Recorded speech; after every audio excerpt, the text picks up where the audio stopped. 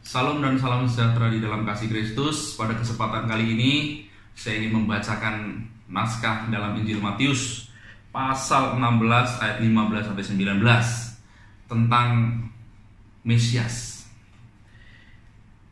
Lalu Yesus bertanya kepada mereka, "Tetapi apa katamu, siapakah aku ini?"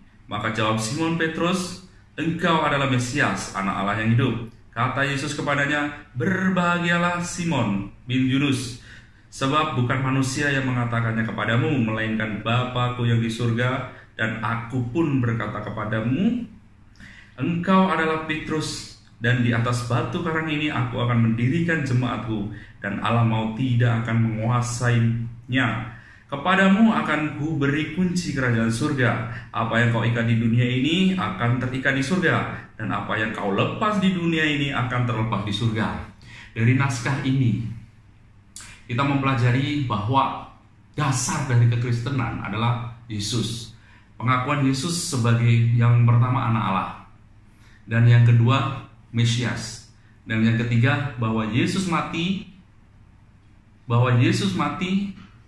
dan bangkit kembali pada hari yang ketiga. Pada hari ini saya ingin membahas mengenai Mesias. Apa yang kita tahu tentang Mesias ini? Dulu waktu anak-anak, ketika orang tanya apa itu Mesias kepada saya terus jawab juru selamat. Itu sebenarnya ya karena anak-anak kan. Mesias itu kalau di dalam bahasa Yunaninya adalah Kristus, bahasa Ibraninya Hamasyah, bahasa Arabnya Al-Masih, kemudian bahasa Indonesia kayak ini Mesias, yang artinya orang diurapi. Orang diurapi untuk apa? Kenapa Yesus kok jadi Mesias itu? Yang pertama, diurapi untuk menjadi raja. Yang kedua, diurapi untuk menjadi nabi. Dan yang ketiga, diurapi untuk menjadi imam. Kenapa untuk menjadi raja? Adalah untuk menggenapi nubuat Daud. Nubuat Daud waktu itu Tuhan berjanji kepada Daud bahwa keturunannya akan menggantikannya menjadi raja untuk selama-lamanya. Mari kita baca di dalam 2 Samuel 7 ayat 12 dan 16, yang ambil 2 ayat saja.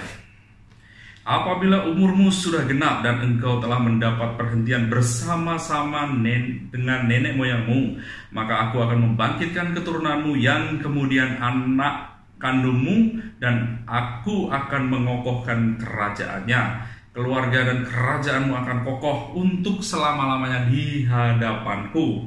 Tahtamu akan kokoh untuk selama-lamanya." Jadi untuk menggenapi ini, maka nanti ada keturunan Daud yang akan menjadi raja, tapi bukan untuk 1 hari 2 hari atau 1 tahun 2 tahun, tapi ini akan ada raja. Kerajaannya itu untuk selama-lamanya, kekekalan. Jadi salah satu jabatan untuk Mesias adalah raja ini, untuk menggenapi Daud ini. Tapi kerajaannya, saya tekankan lagi, untuk selama-lamanya. Makanya ketika dipahami orang Yahudi bukan memahami ini untuk selama-lamanya, tapi Yahudi punya kaum ingat kerajaannya ya seperti Salomo dulu, mengusir penjajah, menguasai dunia dan sebagainya seperti itu ya. Intinya adalah materi. Makanya ketika Yesus menaikkan diri sebagai raja orang Yahudi di dalam salib, Yesus ada papan nama itu. Yesus raja orang Yahudi tak terima karena apa? Gambaran tentang Mesias, gambaran tentang raja ini, Yahudi memang berbeda dengan Alkitab sendiri.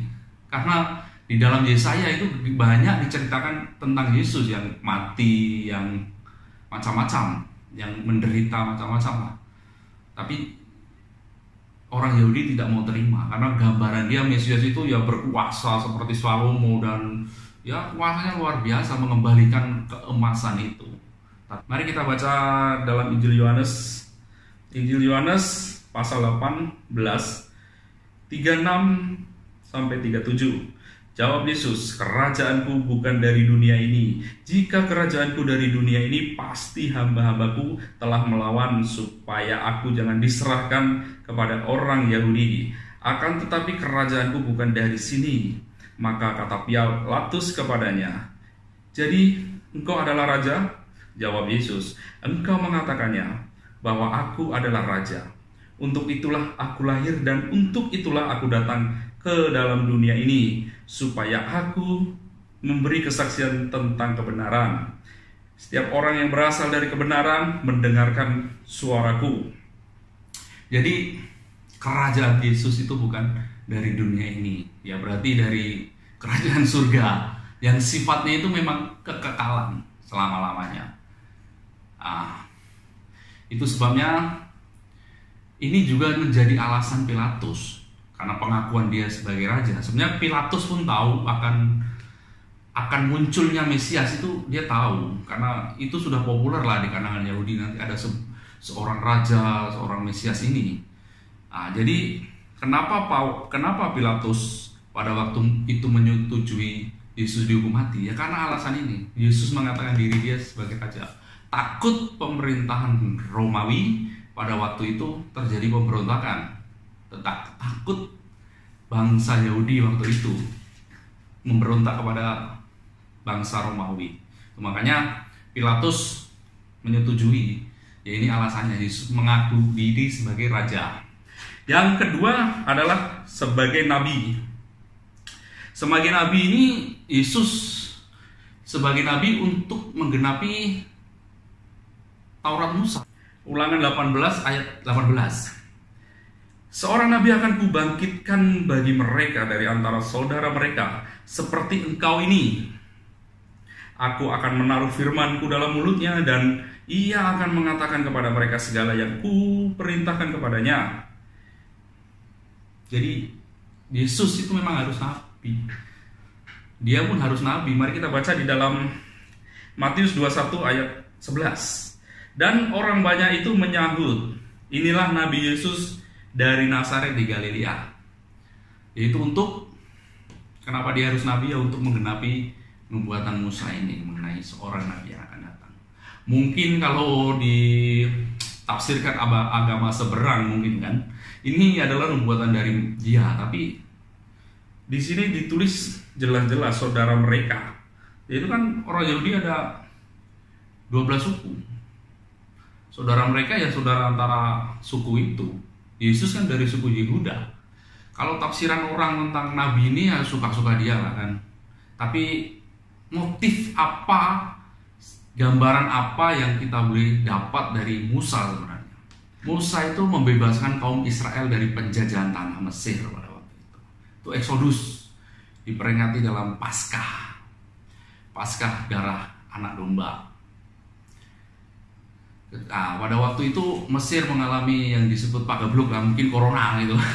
Tapi yang mati itu kan macam-macam tulah yang diberikan Tuhan, tapi yang terakhir itu anak sulung dia mati. Bangsa Yahudi dikasih penangkal gitu kan, yaitu darah anak domba di atas pintu. Makanya dilewati itulah disebut Paskah. Pesah jadi Paskah itulah, dilewati daripada kematian. Makanya lepas dilewati itu Firaun mengizinkan Musa untuk keluar dari tanah Mesir. Dan peringatan itu diperingati memang modelnya ya sama seperti orang Kristen, yaitu makan roti dan anggur seperti perjamuan kudus itu. Tapi maknanya sudah beda. Kalau di orang Yahudi itu roti kesengsaraan kalau tidak salah. Dan anggur itu ya anggur kesengsaraan dia selama dia di Mesir. Tapi kalau di dalam Yesus itu roti dan anggur itu adalah darahnya, darah dan tubuhnya. Jadi intinya Musa sebagai nabi mengeluarkan bangsa Israel dari penjajahan tanah Firaun untuk memperoleh keselamatan dan pergi ke tanah perjanjian. Nah, sedangkan Yesus membebaskan dari dosa manusia yang kita kan sudah terjebak oleh dosa, dikuasai oleh dosa, untuk menyelamatkan dia dan menempatkan dia di tempat kerajaannya, yaitu surga. Itulah intinya, itu Musa mengeluarkan Israel dari tanah Mesir, dan Yesus mengeluarkan manusia dari dosa, belenggu dosa, dengan kematiannya di salib dan bangkit pada hari yang ketiga. Sama-sama juga Paskah namanya. Paskah, Pesah, dilewati oleh kematian itu anak-anak sulung, dan ini di Yesus dilewati oleh kematian yang kekal ini. Nah, yang satu lagi ialah imam. Mesias itu harus imam. Kenapa? Karena tugas imam itu pada perjanjian lama itu menjadi wakil Tuhan, perantaraan Tuhan dalam melaksanakan ibadah. Ibadah perjanjian lama itu bukan seperti ibadah orang Kristen sekarang ya, nyanyi-nyanyi, tepuk-tepuk tangan gitu kan. Ibadah orang Yahudi dulu itu kurban. Jadi tugas orang imam itu pada waktu itu mempersiapkan korban untuk penebusan salah, penebusan dosa, macam-macam. Itu terdapat di imamat. Yesus itu seperti itu. Tugas Yesus itu imam, yaitu untuk menyediakan dan melaksanakan korban ini kepada Tuhan. Mengapa Yesus boleh dijadikan imam? Padahal kalau imam di dalam tradisi Yahudi harus keturunan Harun. Tapi Yesus itu bukan keturunan Harun, tapi dia keturunan Yehuda kan. Tapi kenapa dia boleh jadi imam? Ternyata di dalam perjanjian lama, sebelum orang Yahudi ada, di zaman Abraham, ada satu imam, yaitu Imam Melkisedek. Yesus itu imam menurut Melkisedek. Mari kita baca di dalam Ibrani 7:11, 17, 24 sampai 27. Karena itu andai kata oleh imamat Lewi telah tercapai kesempurnaan, sebab karena imamat itu umat Israel telah menerima Taurat, apakah sebabnya masih perlu seorang lain ditetapkan menjadi imam besar menurut peraturan Melkisedek? Dan yang tentang dia tidak dikatakan menurut peraturan Harun, sebab tentang dia diberi kesaksian, engkau adalah imam untuk selama-lamanya menurut peraturan Melkisedek. Tetapi karena ia tetap selama-lamanya, imamnya tidak dapat beralih kepada orang lain. Karena itu ia sanggup juga menyelamatkan dengan sempurna semua orang yang oleh dia datang kepada Allah, sebab ia hidup senantiasa untuk menjadi pengantara mereka. Sebab imam besar yang demikian yang kita perlukan, yaitu yang saleh, tanpa salah, tanpa noda, yang terpisah dari orang-orang berdosa, lebih tinggi daripada tingkat-tingkat surga, yang tidak seperti imam-imam besar lain, yang setiap hari harus mempersembahkan korban untuk dosanya sendiri, dan sesudah itu barulah untuk dosa umatnya. Sebab hal itu telah dilakukannya satu kali untuk selama-lamanya, ketika ia mempersembahkan dirinya sendiri sebagai korban. Jadi Yesus imam bukan menurut peraturan Harun atau peraturan Yahudi, tapi menurut peraturan Melkisedek, yaitu imam dari Salim itu. Kalau Yesus seorang imam, jadi korban yang dipersembahkan kepada Allah itu apa? Bapa itu, ya tubuhnya sendiri. Karena Yesus itu imam juga korban juga sekali. Makanya karena sifatnya ini kekal sekali untuk selama-lamanya, seperti ayat ini, ketika ia mempersembahkan dirinya sendiri sebagai korban. Berarti Yesus itu imam sekaligus korban yang bersifat kekal. Jadi raja, nabi, dan imam, tiga jabatan ini disandang oleh satu, yaitu Yesus. Itu sebabnya Mesias menyandang tiga jabatan ini. Sebagai imam, karena dia menurut peraturan Melkisedek. Melkisedek itu pada zaman dulu bukan persembahannya kurban, tapi persembahan dia adalah roti dan anggur. Mari kita baca dalam Kejadian 14 ayat 18. Melkisedek Raja Salem membawa roti dan anggur. Ia seorang imam Allah yang Maha Tinggi. Jadi setelah kurban digenapi oleh kematian dan kebangkitan Yesus, Sekarang di dalam Kristen tidak ada korban lagi. Karena korban satu kali ini untuk selama-lamanya, karena sifatnya kekal. Kenapa dia sifatnya kekal ya? Karena korbannya itu langsung di sebelah kanan Allah Bapa. Seperti penglihatan Stefanus, penglihatan banyak orang bahwa Yesus ada yang duduk berdiri di sebelah kanan Bapa. Makanya sifat kurban ini, sifat iman ini juga kekal. Semua kekal. Raja sifatnya kekal, Nabi juga kekal. Makanya di dalam aturan baru dia menggunakan roti dan anggur. Yang Yesus sendiri memang mewajibkan ini. Bahkan ini yang menjadi pergantian antara ibadah itu. Yaitu dulu ibadahnya kurban, sekarang ibadahnya perjamuan kudus. Yaitu makan roti dan minum anggur. Yang roti artinya tubuh dia, dan yang anggur itu artinya darah dia, supaya kita bisa menyatu dengan dia. Mari kita baca di dalam Markus 14:22-24. Dan ketika Yesus dan murid-muridnya sedang makan, Yesus mengambil roti dan mengucap berkat, memecah-mecahkannya, lalu memberikannya kepada mereka dan berkata, "Ambillah, inilah tubuhku." Sudah itu ia mengambil cawan, mengucap syukur, lalu memberikan kepada mereka, dan semua minum dari cawan itu. Dan ia berkata kepada mereka, "Inilah darahku, darah perjanjian yang ditumpahkan bagi banyak orang." Jadi roti dan anggur itu memang dulu di Yahudi dimaknai sebagai roti dan anggur kesengsaraan. Tapi di dalam kekristenan, perjamuan kudus itu, perjamuan anak domba Paskah, dimaknai dengan kita menyatukan diri dengan Yesus melalui makan roti itu dan minum anggur itu. Makanya di dalam ibadah orang Kristen itu tujuannya memang bukan mendapat saleh atau mendapat surga, tapi tujuannya itu mengambil bagian dalam kodrat ilahi, menyatu dengan Tritunggal Maha Kudus, yaitu melalui baptisan.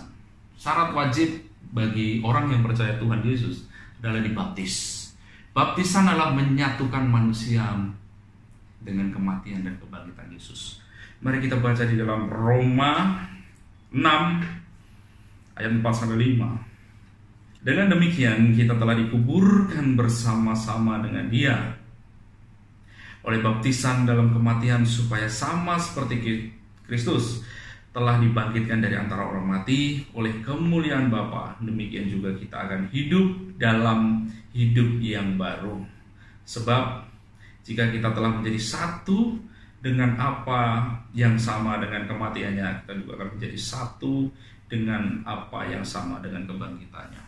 Jadi ya, baptisan itu adalah syarat mutlak untuk menyatukan kita dengan kematian dan kebangkitan Yesus.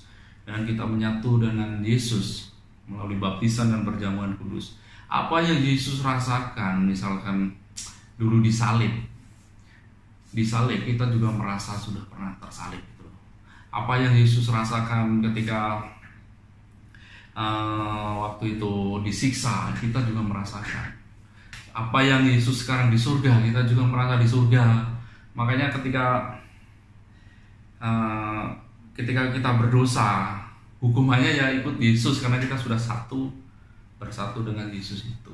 Makanya tujuan hidup Kristen itu kan bukan Kristen lah, seharusnya semua manusia. Kenapa? Karena manusia itu telah berbuat dosa, makanya hubungan antara manusia dengan Tuhan itu terputus. Makanya tujuan manusia ya untuk menyambung ini dengan mengambil bagian dalam kodrat ilahi. Mari kita baca di dalam